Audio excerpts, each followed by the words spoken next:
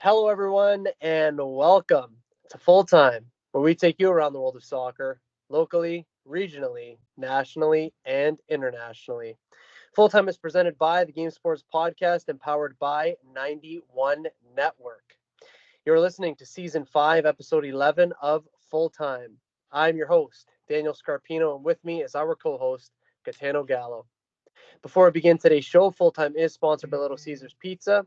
With their two locations in Sault Ste. Marie, Ontario, you can download and access the Pizza Portal app so you can enjoy a delicious hot and ready pizza from Little Caesars today. A reminder, listeners, that recordings of Full Time occur weekly or bi-weekly, and uploads to all of our platforms for public viewing and listening occur weekly or bi-weekly as well. Folks, we are delighted to bring you this episode of Full Time where we get to talk about the beautiful game. G, on this wonderful evening, how are you, my friend? I'm not too bad, Scarp's a little sore from digging myself out of the snow, but outside of that, I'm doing pretty well. How are you? You and me both. And for our listeners that haven't gotten any snow yet, because I know that some of our American friends haven't, we had a lot of heavy snow this morning to dig out, so the season is officially here. But beyond that, G, I too am very, very good. In today's show, we will talk about Europe's Big Five and the MLS. As always, if anyone would like to listen to our previous content, please check us out at Full Time on the Game Sports Podcast and 91 Network. And without further ado, Gaetano, and to everyone who has taken the time to tune in here today, let's kick off. We get today's show started by taking a look at Europe's Big Five. And we're going to start in the Premier League. It's Liverpool, who are 8 points clear after 12 games played. Give them 31 points on the season. Manchester City is second with 23 points. Chelsea, Arsenal, and Brighton are all joint third with 22 points. Gitano, it's all about Liverpool right now, and they have been riding high. Let's talk a little bit about them. Yeah, they've been playing really, really well under Slot. I think we kind of expected them to struggle a little more than they have. I still expect at some point in the season they will struggle. I don't think they're going to kind of ride this high the whole season. I am really interested to see how the back half of this season goes, considering three of their best players, specifically Mo Salah, is out of contract at the end of the season, and has pretty publicly said that there's been no talk about that, like an extension at all. We've seen before with whether it's players or managers, at the top of their kind of games still, when it kind of gets to the 6 months and they can sign free contracts, like that could be a massive distraction for both him and the club. So I'm interested to see how they handle that.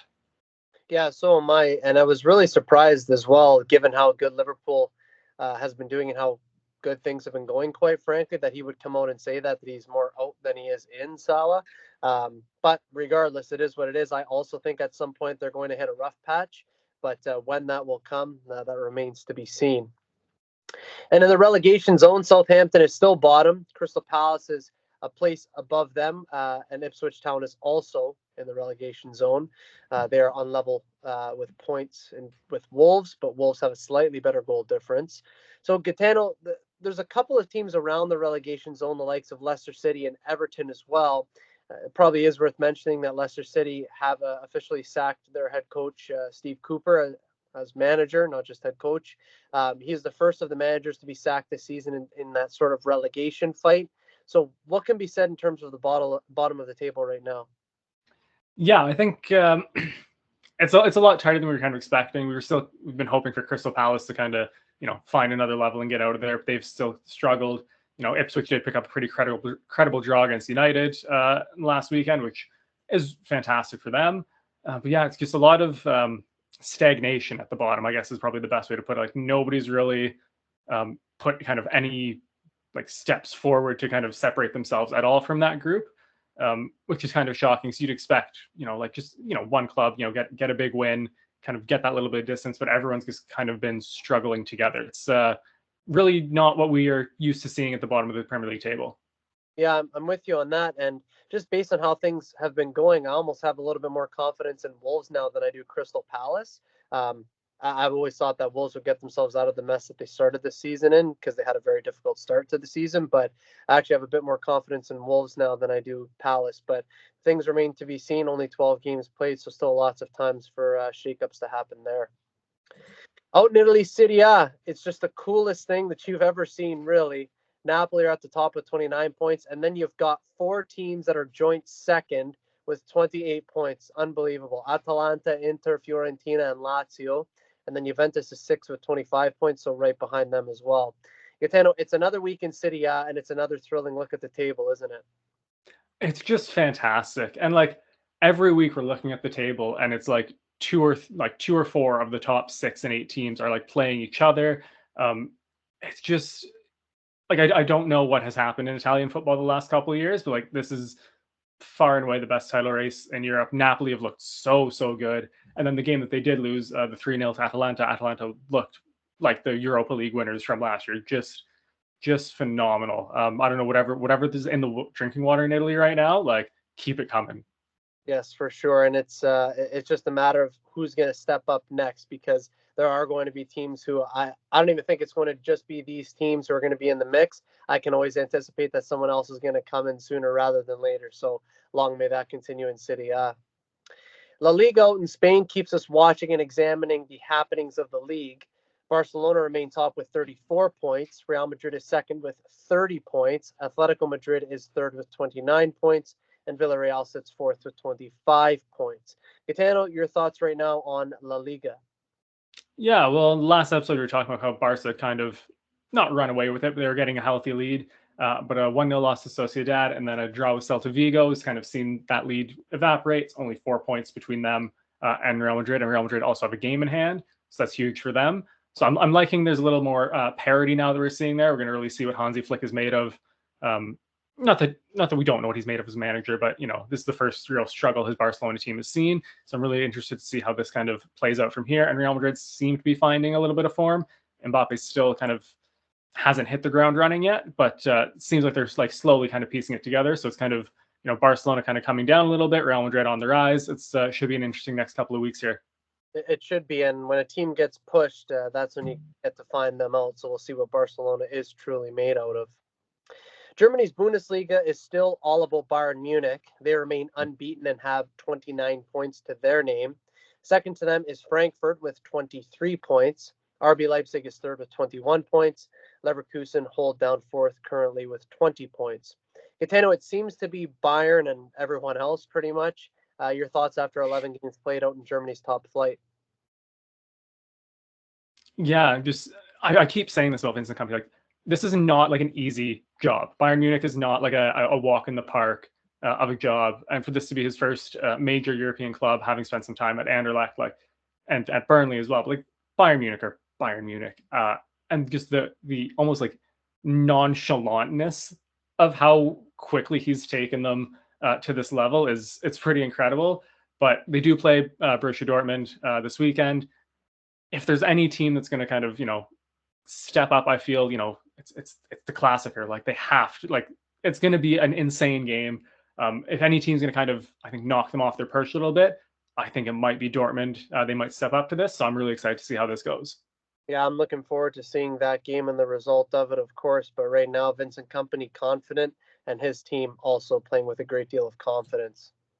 And in Ligue 1, it's also an unbeaten team that continues to capture the storylines, and that, of course, is PSG. They have 32 points. Second is Monaco with 26 points. Third is Marseille with 23 points.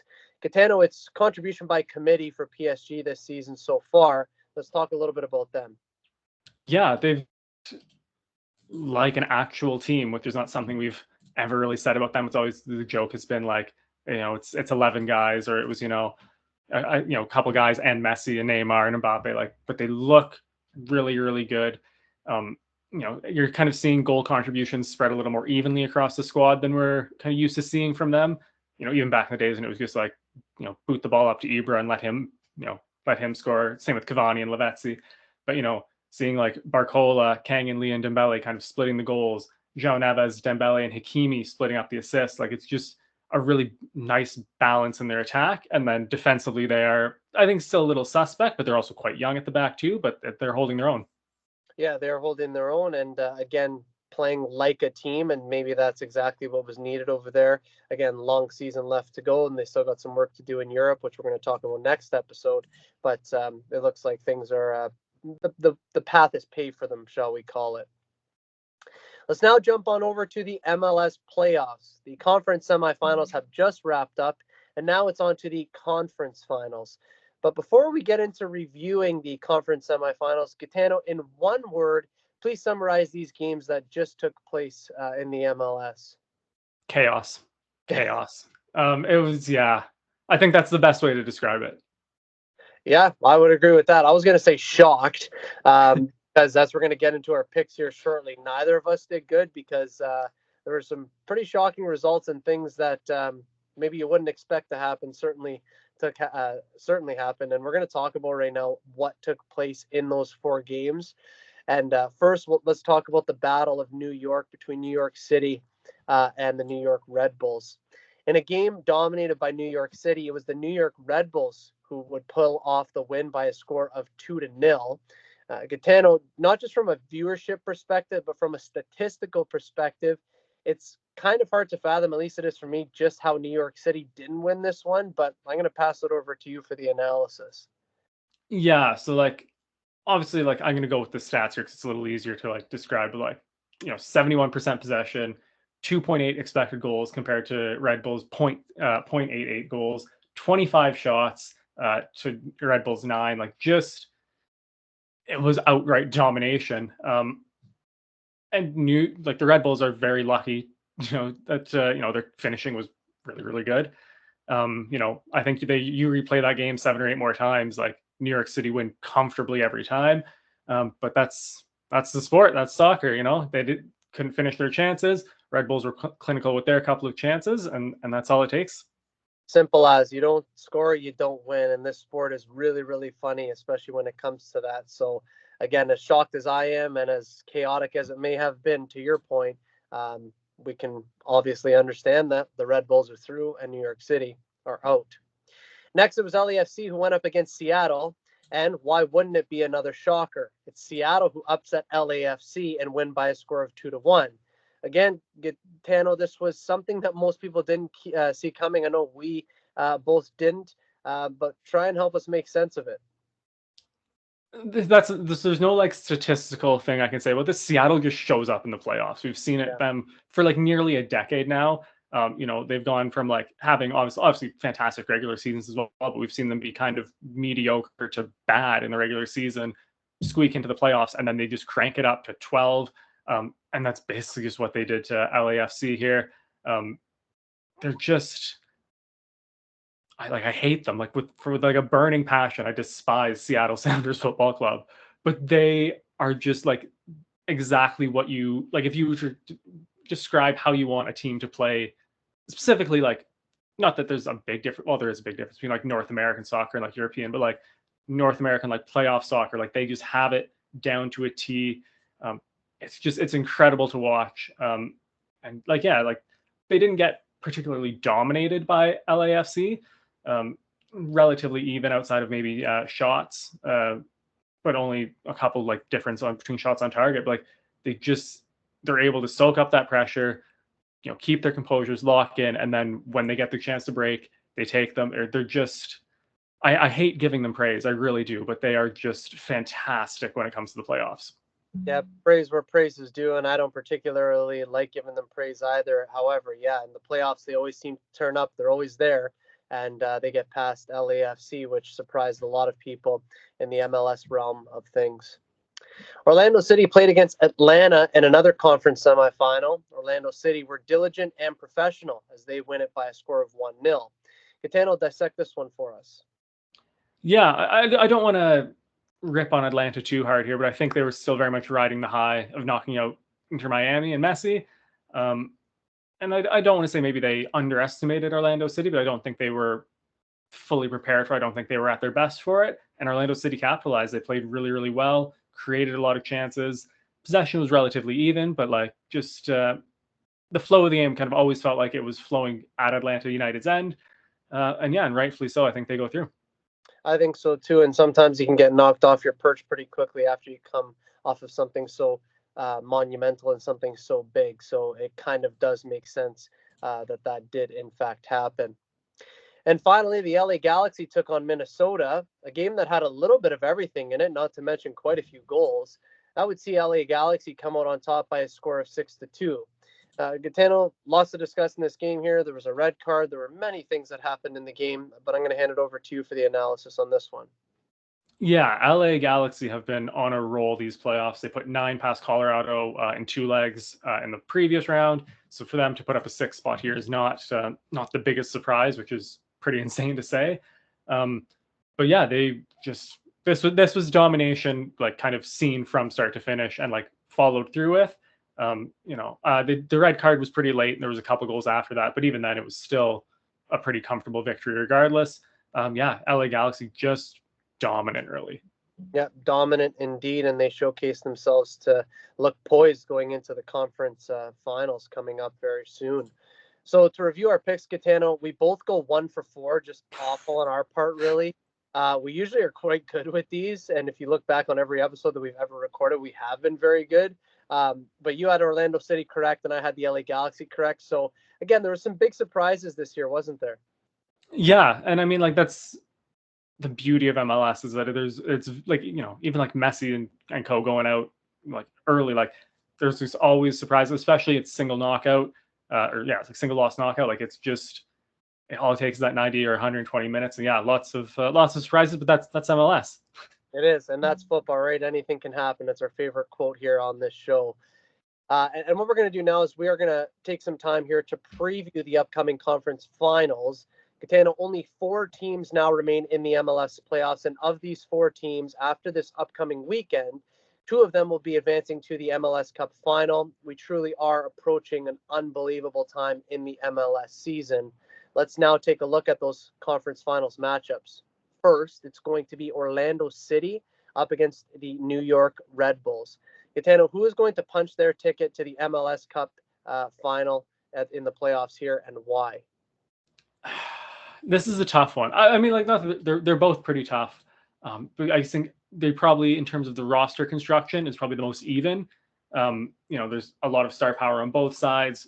There's solid depth as well. It's really tough, but I think I'm gonna lean slightly towards New York Red Bulls. I think they have a little more grit, a little more sandpaper in them, a little more experience getting to this kind of stage of the playoffs. Whereas Orlando City, this is their first time. So I just think that little bit of experience, a little bit of know-how, and that little bit of sandpaper is going to be the edge for the New York Red Bulls. And that is a very fair analysis, especially from an experience point of view, which I take on board. I am going to go the other way, and I am going to say Orlando. I feel like just kind of, they're typically not around this stage, and I feel like just that shock factor is kind of going to continue. I don't know if they do get to the MLS playoff final, if it's going to work out for them, but I am just for difference sake, I am going to say Orlando just purely on that shock factor alone, despite the fact that the Red Bulls do have some more experience. And now we're going to take a look at the LA Galaxy, and they will be going up against the Seattle Sounders. Gitano, one team wins, one team goes home. What happens here? I think this is going to be the best game of MLS playoffs. I'm going to put that out there right now. I think, you have the firepower, the kind of finesse and the flair of LA Galaxy versus kind of the grittiness, the resilience, the know-how of the Seattle team. And I think it's just going to be an absolute battle. I think it's going to be like not even just the best of this playoffs. I think this is going to be like an all-timer MLS game. It just has the makings. It's just a perfect storm for it. So I'm torn between, like, so remember in the Euros with England where I was like, I don't want them to go through, but I think I'm not with Seattle. Like, I don't want them to go through, and I don't want to predict them to go through, but like I kind of think they're going to. They when they get to the playoffs, they just win games. I don't know how they're going to do it against this LA team. It's going to be a really tough battle for them. LA, like, so much firepower in that LA team, 15 goals in their last 2 games. Like, that's insane. But yeah, I think the Seattle team is going to find a way to get it done, and it pains me to say it. Like to my core, it pains me to say that, but I think they're going to find a way to get it done. I can only hope you're wrong, really. And for the reasons that you just mentioned, I have to go against what you said. I'm going to have to go with the LA Galaxy. I just think, like you said, there's so many good quality players in that team. They've got so much firepower. They've been scoring so many goals. And the only thing that I can think of is they get to the MLS playoff final.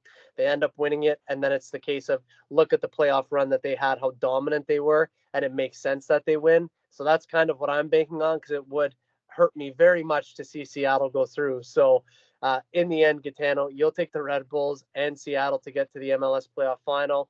I'm going to take Orlando and the LA Galaxy. So we both take different picks, and in our next show, we'll be able to review those and see actually what happened.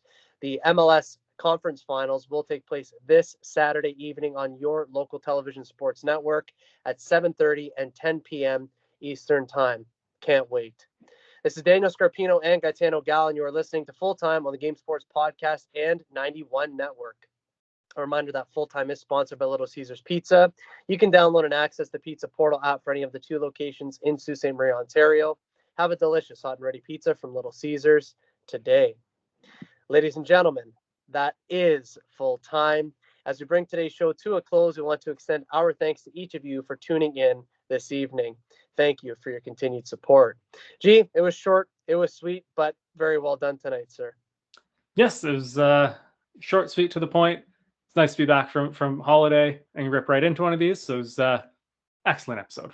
And you had a well-deserved holiday. I'm glad that you're back and refreshed, ready to go as we get ready for the Christmas holiday upcoming very soon.